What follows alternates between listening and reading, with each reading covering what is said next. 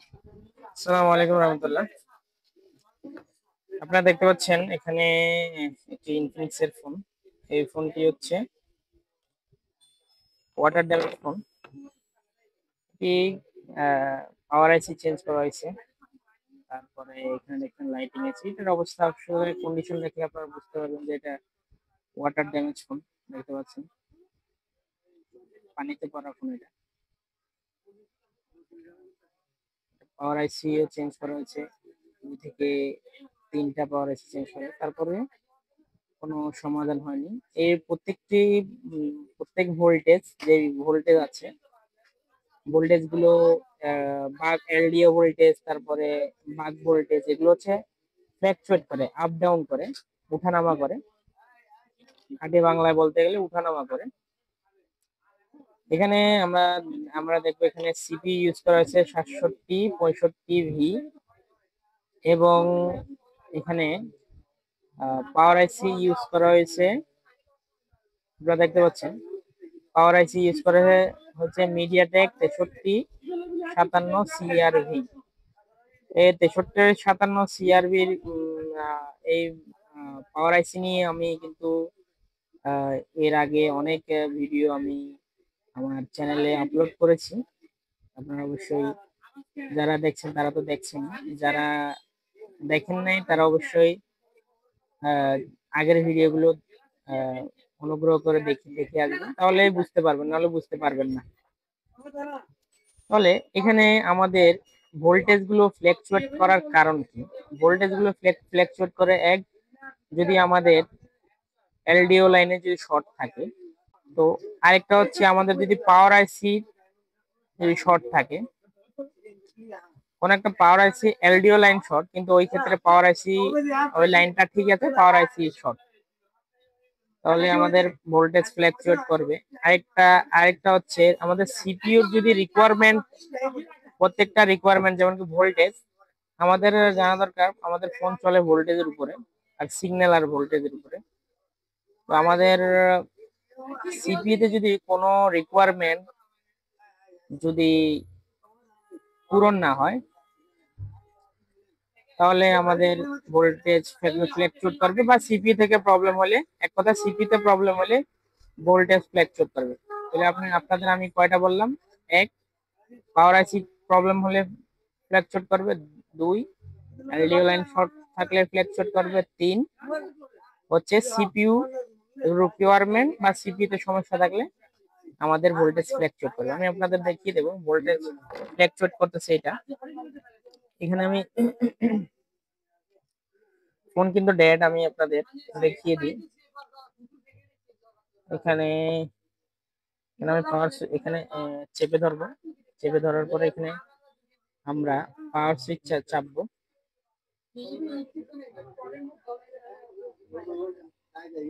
দেখতে পাচ্ছেন এখানে কিন্তু ফোন অন হচ্ছে না, ফোন অন হচ্ছে না, দেখতে পাচ্ছেন? দেখছেন? আমি এখন চেপে দিচ্ছি। তাহলে এখানে আমরা কিছু ভোল্টেজ চেক করব। ভোল্টেজ ফ্ল্যাকচুয়েট আপনাকে বলছিলাম, এখানে ভোল্টেজ পাওয়ার আইসি ভোল্টেজ ফ্ল্যাকচুয়েট যখন করছিল, পাওয়ার আইসি চেঞ্জ করে দেওয়া হয়েছে। এখানে 2 থেকে 3টা পাওয়ার আইসি চেঞ্জ করা হয়েছে, তারপরও সেম প্রবলেম। এই জন্য আমরা আর পাওয়ার আইসির দিকে যাব না, আমরা ভোল্টেজ গুলো চেক করব। দেখতে পাচ্ছেন আমি এখানে চার্জার লাগিয়ে দিচ্ছি, চার্জার লাগিয়ে দিচ্ছি। এখানে আমি চার্জার লাগিয়ে দিলাম। চার্জার লাগানোর পরে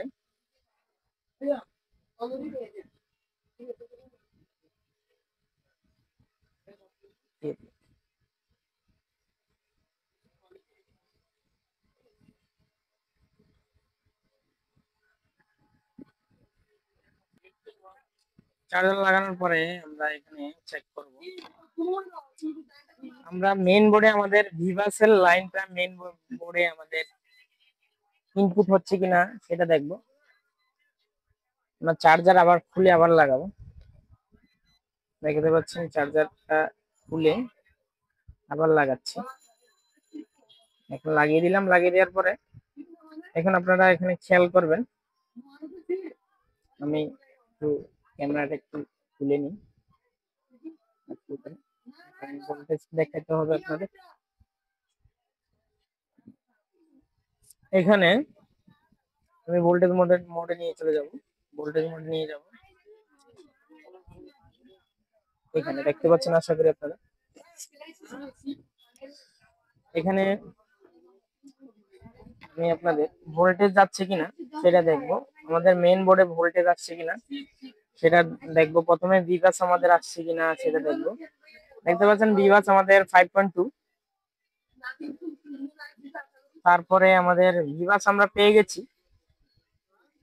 ভিগাস পাওয়ার পরে আমাদের যেই ব্যাটারির ভোল্টেজ আমরা চেক করবো। আমি একটু আপাতত চার্জার খুলে ফেলতেছি। খুলে ফেলার পরে এখানে দেখতে পাচ্ছেন, এখানে আমি এখানে দেখেন আমাদের ব্যাটারির ভোল্টেজ আছে 3.8। এখানে অলরেডি আমি অনেক কাজ করি, ওয়াটার ড্যামেজের কারণে আমি দেখতে পাচ্ছেন এখানে কিন্তু কাজ করা হয়ে গেছে। এখানে এখানে যেই এখানে কিছু এখানে লাইনটা মিসিং ছিল। এখানে হচ্ছে ব্যাটারির ভোল্টেজের লাইন পাওয়ার আইসিতে ঢুকছিল না, এই জন্য এখানে আমি এখানে তিনটা রেজিস্টার ছিল, রেজিস্টার গুলো 0 ওহম রেজিস্টার। রেজিস্টার তিনটা আমি ফেলে জাম্পার করে দিছি। তারপরেও প্রথমে তো ভোল্টেজ তৈরি করছিল না, কোনো ভোল্টেজই ছিল না পাওয়ার আইসিতে। ভোল্টেজ না আসলে, পাওয়ার আইসি যদি ভোল্টেজ না পায় তো পাওয়ার আইসি কিভাবে ভোল্টেজ তৈরি করবে? এখন পাওয়ার আইসি ভোল্টেজ পাচ্ছে। আমরা চার্জার আবার লাগিয়ে দেবো। চার্জার লাগানোর পরে এখানে আমি এটা ভোল্টেজ চেক করব। এখানে দেখতে পাচ্ছেন 5 ভোল্ট পাচ্ছি, 5 ভোল্ট পাচ্ছি। এখন এখানে আমাদের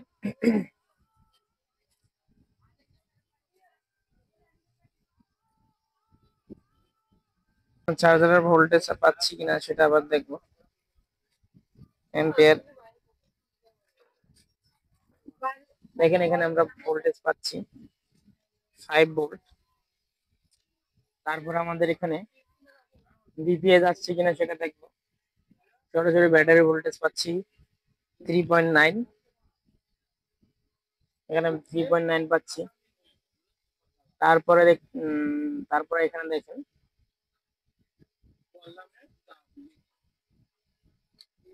এর ভোল্টেজ গুলো আমি প্রথমে দেখাবো। এটা হচ্ছে VS1 এর কয়েল, যেটা আমরা কোয়ালকমে হায়ার এলডিও বলে। VS1 এ দেখতে পাচ্ছেন, এ দেখেন ফ্ল্যাকচুয়েট করে আসে চলে যায়। দেখেন 2.0 এটা স্টেবল থাকতে হবে, 2.06 এটা স্টেবল থাকতে হবে, কিন্তু এটা আপ ডাউন করে।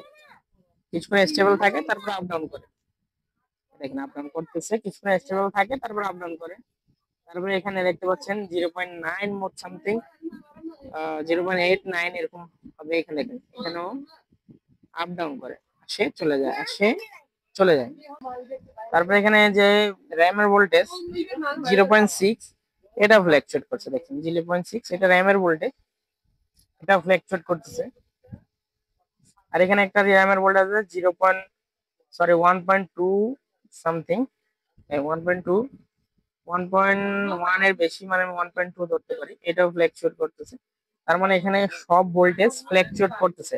এখন কি কারণে ভোল্টেজ ফ্ল্যাকচুয়েট করতেছে সেটা আমাদের যদি বলে শর্টকাটে যদি বলতে চাই, লং বলতে চাইলে অনেক কিছু আপনাদের স্কিমেটিক্স এর মাধ্যমে দেখানো যায়, কিন্তু ভিডিওটা অনেক লম্বা হয়ে যাবে। আমি চাচ্ছি না ভিডিও লম্বা করার জন্য। এখানে আমি আপনাদের আমাদের এখানে প্রবলেম হচ্ছে, আমাদের সিপিইউ রিকোয়ারমেন্টটা পূরণ হচ্ছে না। সিপিইউ হোল্ড হোল্ড করতে পারতেছে না, সিপিইউ ভোল্টেজ গুলো হোল্ড করতে পারতেছে না, কারণ সিপিইউ এর একটা রিকোয়ারমেন্ট আছে। এখানে এখানে মিডিয়াটেকে আপনারা স্কিমেটিক্স এ যদি VA12 VA12 দিয়ে সার্চ দেন, VA12 দিয়ে সার্চ যদি দেন, VA12 এ সার্চ দিলে আপনারা একটা ভোল্টেজ পাবেন 1.2 ভোল্ট, যেটা সিপিইউ তে যায় একটা এক্সট্রা বাক কনভার্টার আইসি 1.3 ভোল্টেজটা তৈরি হয়ে এই VA12 এ আসে। VA12 এ আসে 11 এনেবল এর জন্য, ওটা এনেবল 1.3, এটা এনেবল এর জন্য আসে এই আইসিতে। এটা হচ্ছে ভি VA12 এই আইসিটা, এটা হচ্ছে সিপিইউর জন্য একটা ভোল্টেজ তৈরি করে।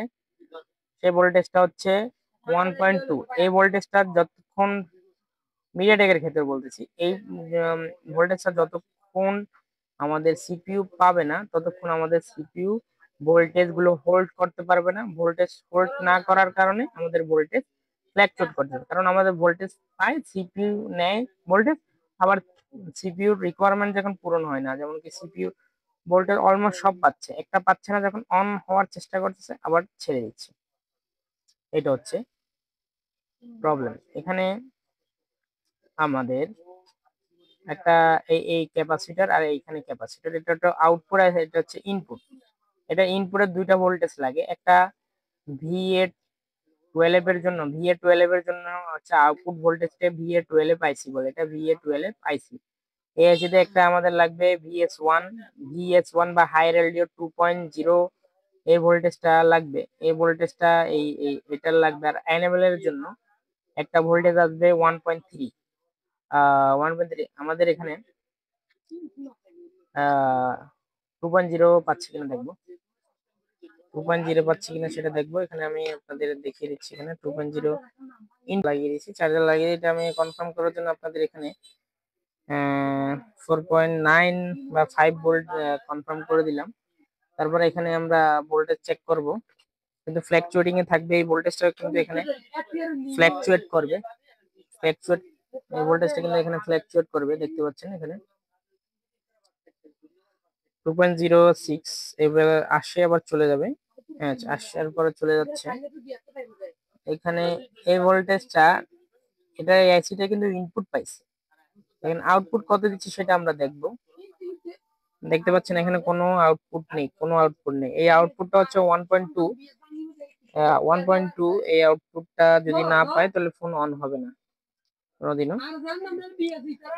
তাহলে আমি এখানে, আমরা এই আইসিটা বাইপাস করে দেবো, এই আইসিটা জাস্ট আমি তুলে ফেলে দিব, তুলে ফেলে দেওয়ার পরে আমি বাইপাস করে দেবো। আপনারা দেখেন আমি আইসিটা এটা তুলে ফেলে দিচ্ছি, ফেলে দেওয়ার পরে আমাদের এই আইসির দরকার নেই।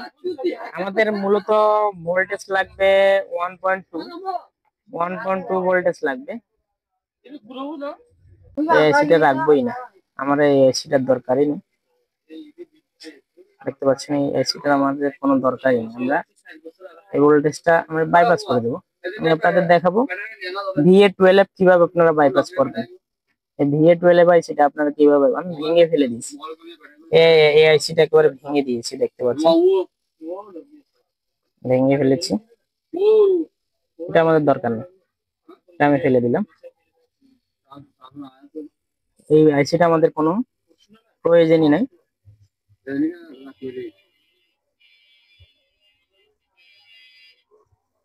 এটা আপনারা চাইলে স্কিমেটিকে সার্চ দিয়ে দেখতে পারেন, VA12 সার্চ দিলে কিন্তু এই আইসিটা আসবে। এই আইসিটা কিন্তু 6 লেগ থাকে, দেখতে পাচ্ছেন এখানে লেগ কিন্তু 6টা,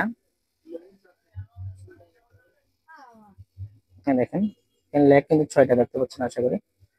এখানে আমরা জাস্ট বাইপাস করে দেবো। আউটপুটে আমাদের একটা 1.2 ভোল্টেজ লাগবে, 1.2 ভোল্টেজ লাগবে। তাহলে 1.2 ভোল্ট আমরা কোথায় কোথায় পাই? আমরা 1.2 ভোল্টেজ পাই র্যামের ক্ষেত্রে, র্যামের জন্য পাই, আরেকটা VS2 পাই, VS2 1.3। আমরা যদি VS2 যদি এই VS2 যদি আমরা যদি এখানে VS2 জাম্পার করে দিই, VS2 যে এই কয়েল থেকে এই কয়েলে যদি, সরি এই কয়েল বলতেছি ক্যাপাসিটর আর কি, এটাতে দেখিয়ে দিচ্ছি, ভালো করে খেয়াল করেন, আমি দেখিয়ে দিচ্ছি। এখানে এই ক্যাপাসিটর থেকে আমি যে এই ক্যাপাসিটর এই মাঝখান থেকে এখানে যদি জাম্পার করি তাও ফোন অন হয়ে যাবে, কিন্তু তখন হচ্ছে একটু রিস্ক থাকে, কারণ 0.2 ভোল্টেজ এখানে রিকোয়ারমেন্ট হচ্ছে, সিপিইউ রিকোয়ারমেন্ট 1.2, আমি যদি 2.0 ভোল্টে দিয়ে দিই তাহলে একটু ভোল্টেজটা বেশি হয়ে যায়। তাহলে আমরা দেখবো, চার্জার লাগিয়ে দেখবো কোন জায়গায় আমাদের 1.2 ভোল্টেজ থাকে। বিশেষ করে র্যামের জন্য কিন্তু 1.2 ভোল্টেজ আমরা পাই। এখানে আমি র্যামের বলতেছি ইএমএমসি এর পাশে, কারণ ইএমএমসি আর র্যাম এটা হচ্ছে কম্বাইন করা আছে, এটা ইএমএমসিপি, যেটার ভিতরে ইএমএমসি আর র্যাম, র্যাম আর স্টোরেজ আইসি দুইটা কম্বাইন থাকে, র্যাম রোম আর কি, র্যাম রোম দুইটা এটার ভিতরে আছে। তাহলে এখানে অবশ্যই আমরা 1.2 ভোল্টেজ পাবো। এখানে কত ভোল্টেজ পাচ্ছি একটু দেখবো, 1.8, আমরা চাইলে এই 1.8ও দিয়ে দিতে পারি, কিন্তু এটা একটু ভোল্টেজ বেশি হয়ে যায়, আমরা চাই না ভোল্টেজ বেশি হোক। তারপরে এখানে ভোল্টেজ একটা আছে, এই ভোল্টেজটা কত দেখতে পাচ্ছেন, দেখি 1.8, এটাও হবে না, এটা দেবো না, এটাও দেবো না। এখানে এখানে এটা 0.5 হবে না, কোনো অন হবে না 0.5, এটা হচ্ছে র্যামের ভোল্টেজ। তাহলে এখানে একটা র্যামের ভোল্টেজ থাকবে, দেখতে পাচ্ছেন 1.2, এইটা আমরা দিয়ে দিলে অবশ্যই ফোন অন হবে, সেটা আমি আপনাদের দেখাবো। এখানে দেখেন আমি একটা জাম্পার ওয়্যার নিলাম, জাম্পার ওয়্যার নেওয়ার পরে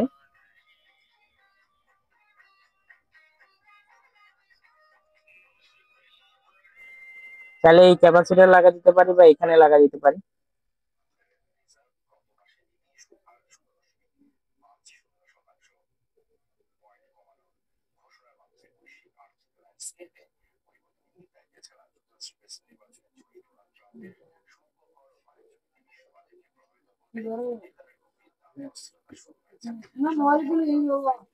ক্যাপাসিটরের সাথে একটা আমি জাম্পার করে এখানে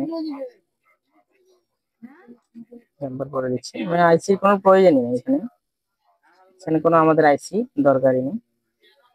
এটা আপনার দেখানোর জন্য এই জন্য আইসি ফেলে দিলাম, আবার আবার আপনারা বলবেন না আইসি থাকা অবস্থা আইসি ঠিক ছিল, এই জন্য আইসিটাই ফেলে দিলাম। আইসি ফেলে দিয়ে আপনাদের আমি দেখাবো, এটা অন করে দেখাবো আমি, এটা বাইপাস করে।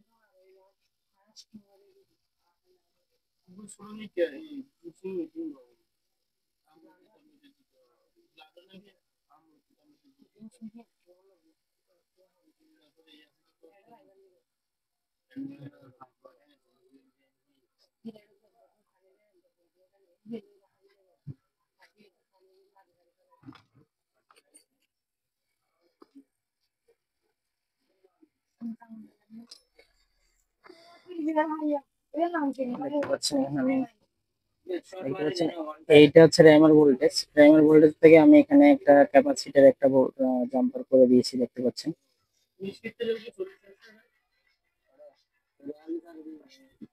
দেখতে পাচ্ছেন আমি জাম্পার করে দিয়েছি, একেবারে ক্লিয়ার, আশা করি ক্লিয়ার ভাবে দেখতে পাচ্ছেন। এখানে আমি জাম্পার করে দিয়েছি।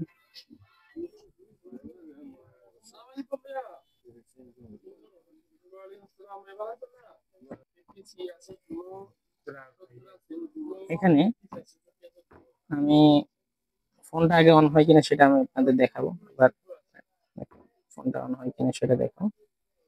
চার্জার লাগিয়ে দিলাম, সরি ব্যাটারি লাগিয়ে দিলাম, সারাদিন কাজ করে আবল তাবল বকতেছি, চার্জার লাগিয়ে দিচ্ছি, ব্যাটারি লাগাচ্ছি বলতেছি চার্জার, দেখেন না আমি চার্জার, সরি আবার বলতেছি, এখানে ব্যাটারি লাগিয়ে দিচ্ছি। ব্যাটারি লাগানোর পরে আমি পাওয়ার সুইচ চাপ দেবো, ঠিক আছে, এটা হচ্ছে চেপে ধরছি, এখানে পাওয়ার সুইচ চাপ দেবো। আপনারা অবশ্যই দেখবেন, এই দেখেন ভাইব্রেট হয়েছে, ভাইব্রেট হওয়ার সাথে এটা অন হয়ে গেছে। দেখেন এখানে কিন্তু আইসিটা নেই, দেখেন এসিটা আমি তুলে ফেলেছি অলরেডি, এখান থেকে আমি জাস্ট বাইপাস করে দিছি। হ্যাঁ এখন বাইপাস করে দিচ্ছি, এখানে এখন আমরা এখানে সম্পূর্ণ অন হয় কিনা সেটা আমরা দেখবো।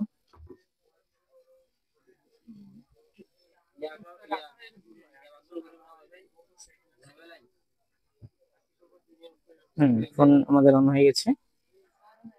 পাসওয়ার্ডটা কি বলছিলেন,